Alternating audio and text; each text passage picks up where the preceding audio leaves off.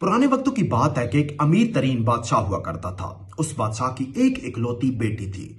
जब उसकी बेटी शादी की उम्र को पहुंच गई तो उस बादशाह को अब अपने लिए एक बहादुर दामाद चाहिए था। उसने अपने आसपास के इलाकों में ऐलान करवाया कि जो भी मेरी डिमांड पर पूरा उतरेगा, मैं उससे अपनी बेटी की शादी भी करूंगा और अपनी दौलत, अपनी जायदाद सारी उसके नाम भी कर दूंगा।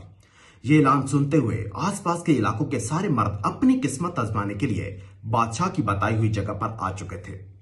अब चैलेंज ये था कि एक बड़ा सा दरिया था और उस दरिया में खूनख्वार मगरमच्छ थे। बादशाह ने कहा कि जो भी इस दरिया को पार करेगा, मैं उससे अपनी बेटी की शादी भी करूंगा और अपनी दौलत, अपनी जायदाद सारी उसके नाम कर दूंगा।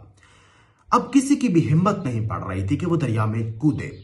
काफी देर के बाद एक खूबसूरत नौजवान दरिया में कूद चुका था।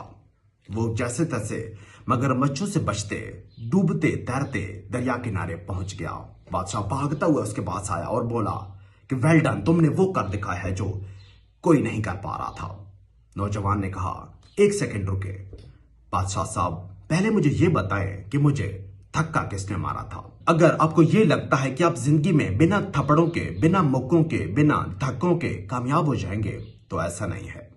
जिंदगी में कामयाब होने के लिए धक्के खाने ही पड़ते हैं।